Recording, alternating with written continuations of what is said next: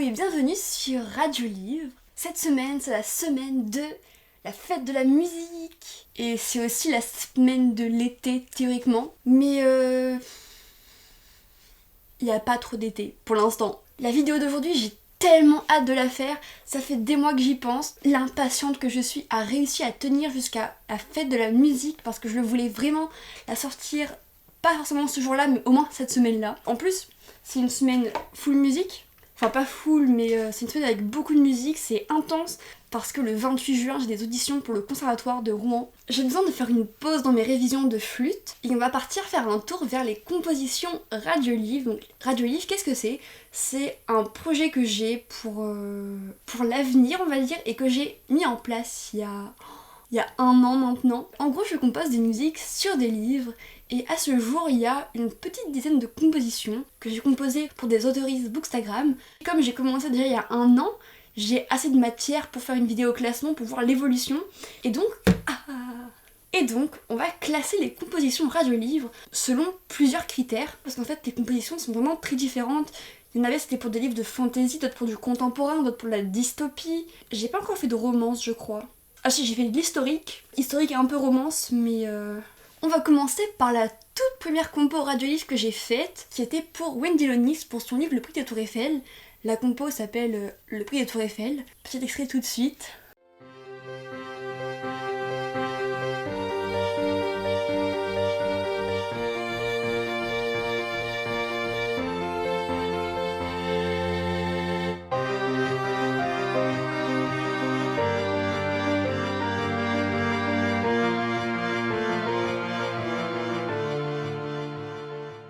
Cette compo, elle est... Enfin, en tout cas, moi je la trouve incroyable. C'est une compo qui est hyper simple.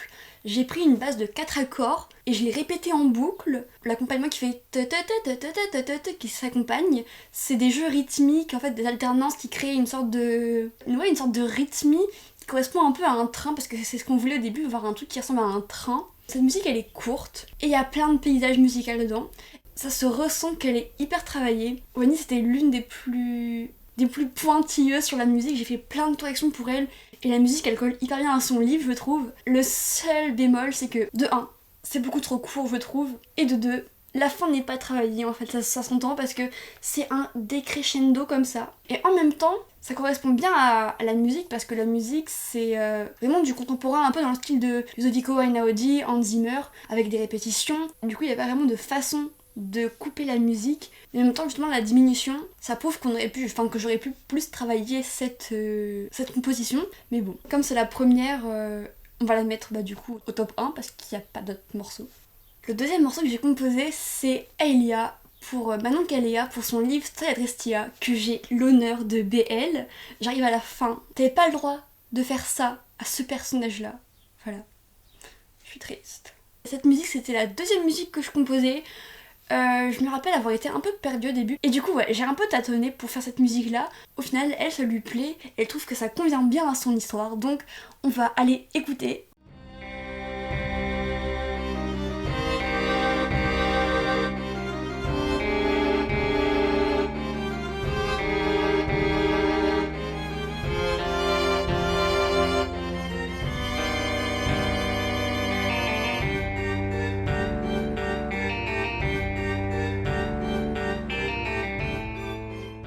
Encore une fois, ce qui me marque, c'est la fin qui est comme ça. Et en soi, elle est finie, du coup, je pourrais juste faire un point d'orgue. Cette compo, en vrai, ça va. Dans mes souvenirs, elle était un peu pire que ça. Encore une fois, c'est des rythmes répétitifs avec ta ta ta ta ta ta ta ta ta ta ta ta ta pour montrer le côté obstiné d'Aelia, parce que vraiment, Aelia, elle est obstinée. Après, j'ai voulu ajouter un peu de modernité avec une guitare électrique dans un quatuor à cordes. Ça aurait pu passer, sauf que là, le niveau sonore de la guitare est mal réglé par rapport aux cordes. Il faudrait qu'elle se camoufle plus dedans pour apporter un côté un peu plus électrique, plus que prendre le dessus par rapport aux cordes. C'est un problème qui se résout facilement. De toute façon, tout ce qui est ajustement des instruments par rapport aux autres, c'est un truc qui est galère. Surtout que moi, je compose sur le MuseScore, et le MuseScore, on sait très bien que les sons, c'est pas terrible. Mais du coup, celle-là, comparée à l'autre, je suis désolée Manon, mais je pense que je vais la mettre en dessous de l'autre parce que... En fait, si je suis pas fan de la guitare électrique, même si je suis d'accord que ça apporte un petit côté dystopique qui correspond bien au livre, et aussi l'agencement des cordes est pas forcément bien utilisé, à retravailler un peu, je pense. La troisième musique que j'ai composée, c'est une musique pour Johanne Pirate, pour son livre Neven l'Écarlate. Comme le nom de l'autrice l'indique, c'est un roman de piraterie. Bon, là pour le coup, j'ai pu m'inspirer un peu de Pirates des Caraïbes, Peter Pan, des trucs comme ça. Il y avait des pirates. Qu'est-ce qu'elle fait déjà la musique? Je m'en rappelle plus. Je vais écouter la musique de Neven l'Écarlate parce que je m'en rappelle plus.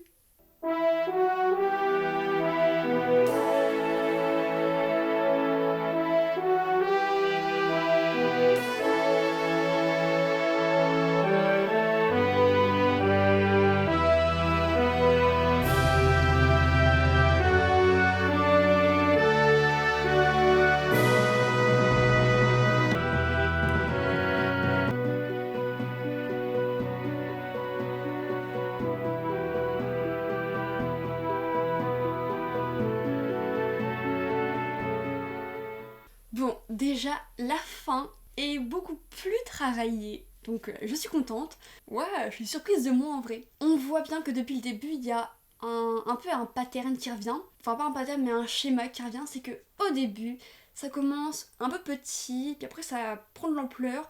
On rajoute des instruments, un peu comme le boléro. C'est une méthode qui marche plutôt bien, mais c'est juste une remarque que je me fais là. On entend aussi que la musique, elle est plus longue que les précédentes. Celle-là fait 2 minutes moins 10, du coup. Enfin, non, 2 minutes moins 10, ok. Elle fait 1 minute 50. Cette musique est beaucoup plus complexe, les harmonies sont plus complexes, la mélodie est plus complexe, la structure est plus complexe, ça s'entend, il y a plusieurs parties. Il y a la partie du départ où ça s'accumule, il y a un peu de suspense qui arrive. Après, il y a la partie où c'est grandiose, où ça éclate avec les cuivres et les percus. Après, il y a la partie qui est beaucoup plus calme avec la harpe. Je pense pas qu'elle va au-dessus de celle de Wendy Lonis, mais en tout cas, elle va au-dessus de Tsoya Drestia. J'ai la peine parce que Tsoya Drestia, de toutes les compos que j'ai fait, c'est le seul livre que j'ai lu. Et je crois connaître d'avance sa place. Ah, ça va être tellement dur. C'est absolument pas le même genre. Wendy Lonis, enfin le prix des Tours Eiffel, c'est du contemporain. Là, c'est de la piraterie. Avant, c'était de la dystopie. Même musicalement, c'est pas les mêmes caractéristiques. Là, c'est un orchestre symphonique. C'est plus compliqué à mettre en place. Et ça se voit que je connais pas encore très bien les effets de chaque instrument. Je tâtonne. Et ça marche en vrai, donc on va mettre en 2ème place. Et du coup, Tsoya Drestia passe en 3ème place. La prochaine compo, c'est la première compo que j'ai faite pour une autrice qui allait se faire publier. C'est Louison Martha l'auteur qui a publié son livre Le diable se marie d'aller à l'église. C'est le fameux roman historique, un peu enquête policière avec un peu de romance, je crois. J'étais tellement... Enfin, je voulais faire quelque chose de bien parce que la compo devait être en QR code sur son livre avec le reste de la playlist. Et donc, il fallait vraiment que ça soit travaillé à fond. Normalement, elle doit être à peu près réussie. Mais c'était quand même la 4ème compo. Donc, c'est possible qu'il y ait des petites erreurs.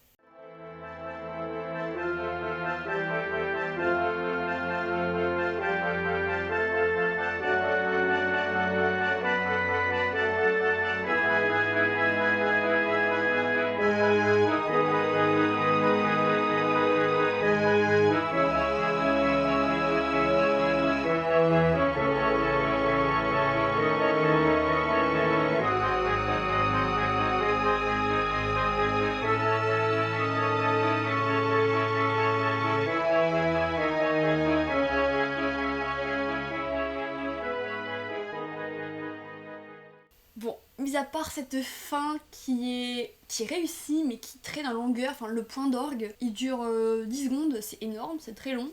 À vrai dire, j'ai pas grand chose à dire parce que je la trouve travaillée. En fait, c'est que j'arrive pas à croire que c'est moi qui l'ai composée, vous voyez. Je pense que c'est l'une des compos les plus abouties que j'ai pu faire. Et je suis vraiment très fière pour le coup. Il y a peut-être une transition qui aurait pu être un peu mieux amenée. Mais à part ça, l'orchestre est plutôt bien employé. J'ai pas utilisé les trompettes et les trombones parce que je sais pas les utiliser. En revanche, j'adore les corps. Je trouve que leur son il est incroyable. En vrai de vrai, je pense que cette composition détrône le prix de Tour Eiffel. Vraiment. Je suis désolée. En fait, je me sens mal de juger. C'est horrible. Pourquoi est-ce que j'ai décidé de classer, de juger mes propres compositions? Je les aime toutes d'amour et c'était toutes très différent. La composition d'après, c'est une composition qui n'était pas pour un écrivain en particulier. C'était sur un livre pour lequel j'avais eu un coup de cœur immense qui s'appelle Sorcery of Ferns de Margaret Rogerson. Ce livre, il était incroyable. La compo est plus sur le préquel Mystery of Ferns Manor. Dedans, il y a un personnage qui s'appelle Silas. Silas, il est... Oh, je sais pas, il me touche, mais tellement. C'est vraiment, je pense, l'un des personnages les plus complexes que j'ai pu lire. À un moment donné, il y a une phrase, et je me rappelle plus. La phrase, c'est: il était accordé aux mortels une miséricorde qui était déniée à Silas. Jamais il ne serait le premier à mourir. Cette phrase était tellement belle et j'ai voulu faire une composition sur cette phrase, sur ce personnage.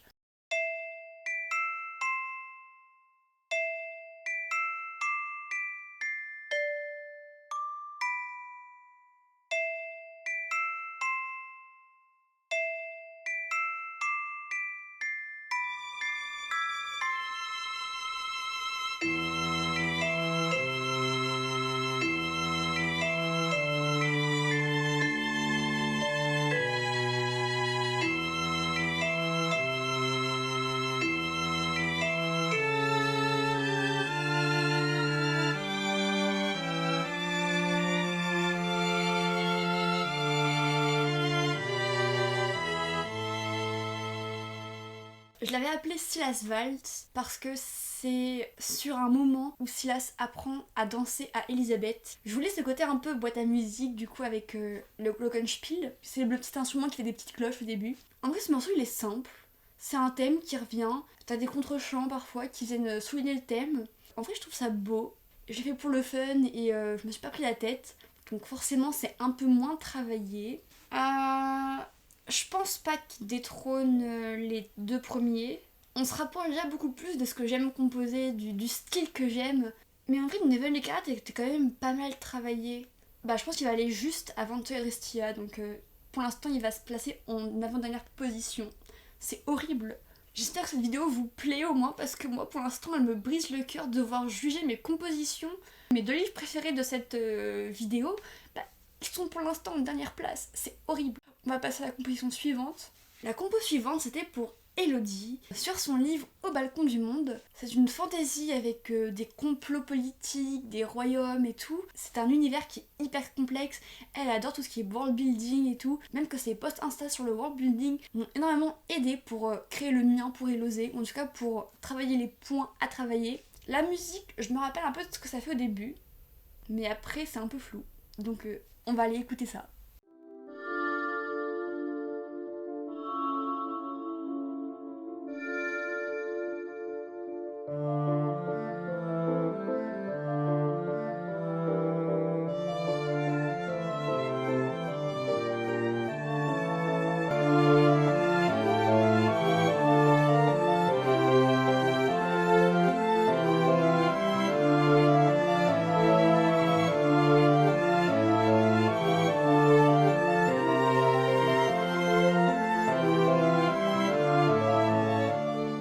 Je me rappelle maintenant, en fait, Elodie voulait un morceau qui correspond un peu au morceau de Bridgerton. Bridgerton, c'est des morceaux pop qui sont arrangés souvent pour quatuor à cordes. Du coup, moi j'ai pris un thème courant à l'époque baroque qui s'appelle la folia. J'ai juste, pour les couplets, inventé ma propre base d'accords. La composition est bien structurée. J'aime bien le Célesta qui donne un côté au début un peu flottant, un peu cotonné, on sait pas trop où est-ce qu'on est. Et je trouve que ça correspond parfaitement bien aux îles flottantes. Pas le dessert. Son univers, justement, c'était des îles dans le ciel, des villes qui flottent. Et il fallait que je mette ça en musique. Mais en vrai, c'est quoi les autres morceaux déjà? Cette compo, elle ressemble un petit peu du coup à Silas Valls. Parce que, en plus, son univers a l'air d'être un petit peu dans la même vibe que Margaret Rogerson. Mais parce qu'elle est plus longue, parce qu'elle est un peu mieux amenée, que c'est un peu plus travaillé, parce que c'était pour quelqu'un d'autre, peut-être que je la mettrais quand même au-dessus. Mais est-ce que je la mettrais pas aussi au-dessus de Neville l'écarlate? Ah, c'est dur, je m'en rappelle déjà plus en fait. Non. Ok, donc ça va au-dessus de Silas Valls. La composition d'après, c'était pour Asteria May, pour son livre Les héritières des terres d'Alian, je crois que ça se dit comme ça. Il me semble qu'elle s'y connaissait pas trop en musique, qu'elle n'avait pas vraiment de musique de référence non plus.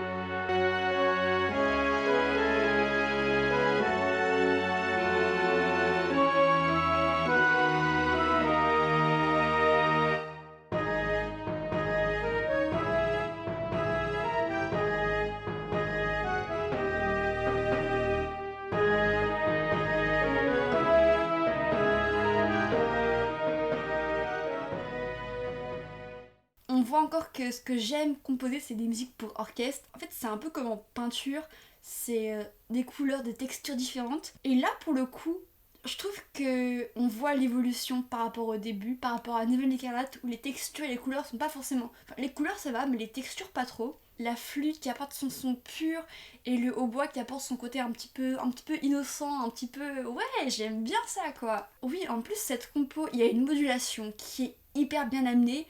J'en suis extrêmement fière. La structure aussi est intéressante, parce que la transition entre le moment chantant et le moment rythmé, il est bien réussi, là je suis fière de moi pour le coup. La fin aussi est bien amenée, mais il n'y a pas ce sentiment que j'ai avec Le diable se marie derrière l'église. Ah, donc je pense qu'elle va partir en 3ème position.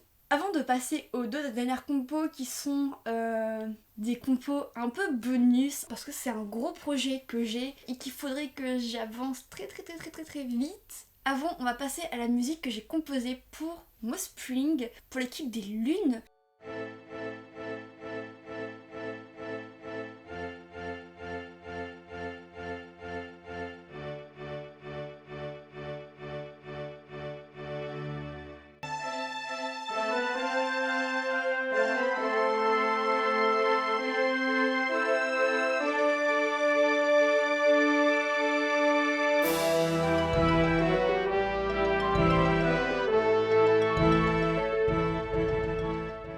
Pour une composition qui a été composée en 1 heure, je crois, même pas. Vraiment, je l'ai faite à la va-vite le jour avant Moss Spring, donc le 14. Ça rend tellement bien, genre ça éclate, c'est rayonnant, c'est la musique de la victoire parce qu'on a gagné Moss Spring en plus, donc elle est presque aussi bien travaillée que les autres, sauf la fin. La fin, encore une fois, c'est une fin en décrescendo. En même temps, j'ai galéré à mettre la musique sur Spotify et tout, parce que mon site DistroKid par lequel je passe me disait que le fichier était trop petit. Du coup, j'ai allongé la musique au plus possible. Je sais pas où le mettre du coup. Déjà, il sera pas dans le top 3, ça c'est sûr, parce que c'est pas assez travaillé quand même. Je pense qu'il est après Au balcon du monde, donc il serait pour l'instant en avant-dernière place. Et là, on va passer aux 2 compositions bonus. Du coup, pour ces 2 compos-là, je ne vous dis pas qui est l'écrivaine, parce que c'est une petite surprise. Et je ne vous dis pas non plus quel livre c'est. On va quand même écouter les compos, des extraits en avant-première.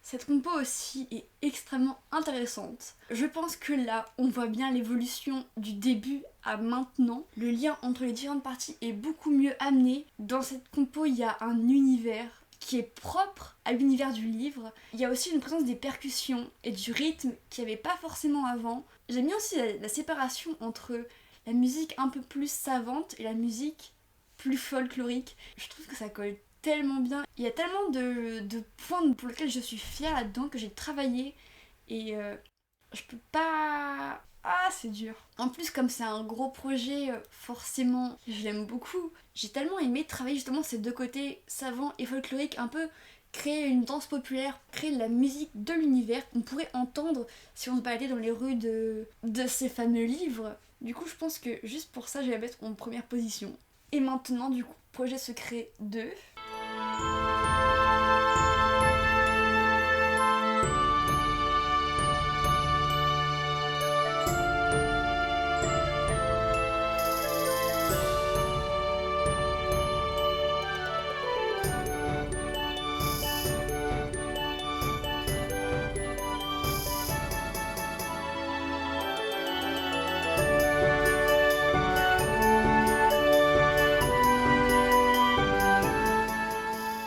Bon, par rapport à Projet Secret numéro 1, cette musique est loin derrière et elle est loin derrière toutes les autres. Je pense qu'il faudrait que je la retravaille un petit peu parce que les transitions entre les parties sont mal amenées. La partie rapide, j'aime bien en fait, j'aime bien la palette de couleurs qu'il y a pour ce morceau avec les tambourins, les claques qui font tac tac tac tac tac. Et donc il y a de la harpe aussi, et l'ocarina. Donc l'ocarina c'est un petit instrument qui ressemble un petit peu à une flûte, mais qui est beaucoup plus rond, beaucoup plus chaleureux. Et j'aime trop en vrai. Mais structurellement, c'est pas ça. Il y a aussi un peu de problème de tempo, je pense. Donc ouais, elle va pas aller en première place, elle va pas aller dans le top 3 non plus. En fait, c'est que j'avais une idée extrêmement précise de ce que je voulais, mais je savais pas comment la mettre en place, et surtout avec MuseScore, ça rend pas du tout pareil. Et c'était frustrant du coup, parce que j'avais vraiment l'idée que je voulais. Je pense qu'elle va aller en top 3 en partant de la fin. Parce que même au balcon du monde, c'était plus structuré. En même temps, c'était simple, c'était juste couplet, refrain, couplet, refrain. Et la simplicité parfois marche bien aussi. Pour preuve, le Puy de Tour Eiffel est quand même dans le top 4, même pas dans le top 3. Ok, c'est la fin de ce top 9, je crois. 1, 2, 3, 4, 5, 6... Attendez. Ah non, c'est la fin de ce top 10, parce que ouais, il y a 10 compositions radio-livres. En première place, c'est Projet Secret numéro 1. Rendez-vous dans quelques mois pour découvrir à quoi correspond ce projet secret. En deuxième place, c'est Le diable se marie derrière l'église pour Lezon Martel. Son livre est publié et n'hésitez pas à aller voir son compte Instagram pour en savoir plus. En troisième place, on retrouve Le prix des Tours Eiffel de Wendy Lonis. Son livre aussi est édité, elle l'a auto-édité elle-même, alors pour la soutenir, allez la suivre sur son compte Instagram. En quatrième place, c'est Les héritières des terres d'Aliane qui a gagné la quatrième place. Encore une fois, je vais pas vous le dire pour toutes, mais allez voir leur compte Instagram parce qu'elles le méritent. En cinquième place, c'est Nevel l'Écarlate. Son livre est disponible sur Wattpad. En sixième position, c'est la musique des lunes. Les lunes qui ont fini première à Moss Spring, mais qui finissent sixième au classement de mes compositions radio-livres. Malheureusement. Mais bon, c'est le jeu, ça fait un peu mal au cœur de mettre aussi bas cette musique, mais... En septième position, on retrouve Au balcon du monde d'Elodie. La huitième place est pour Projet secret numéro 2. Qu'il faut que je retravaille. Il y a un truc qui va pas trop, j'ai l'impression. Et les deux derniers, c'est des livres que j'ai adorés. En 9ème position, c'est Silas Vals, donc sur Sorcery of Thorns de Margaret Rogerson. Et la musique est en 9ème position. Mais c'est parce que je l'ai fait pour le fun et que du coup, j'ai pas fait attention à tous les petits détails. Et en vrai, la musique est, elle est top, quoi. Moi, je l'aime beaucoup. En même temps, c'est ma compo, donc est-ce que je peux vraiment être objectif là-dessus? Et en dernière position, je le savais, c'est terrible. C'est Aelia de Tsayatastia pour Manon Kalea du compte Instagram Winter is Raging. En vrai, j'ai un peu honte d'avoir mis cette composition aussi basse alors que son livre est incroyable et je vous le dis comme ça, un petit secret, mais je pense que je vais lui refaire une composition un peu plus longue et un peu mieux travaillée parce que j'en ai envie. Peut-être pas tout de suite parce que j'ai des projets à finir, mais dans quelques mois, il se peut qu'il y ait une deuxième composition sur Tsayatastia. Ça m'a donné envie de composer tout ça, donc je pense que c'est ce que je vais aller faire. Ah, mais il faut que je travaille mes auditions. J'espère que cette vidéo vous aura plu. En tout cas, même si c'était très dur pour moi de devoir juger mes compositions, j'ai adoré la faire. Vive la musique, et j'espère bientôt vivre l'été quand même. Et je vous dis à bientôt pour une prochaine émission de Radio Livre.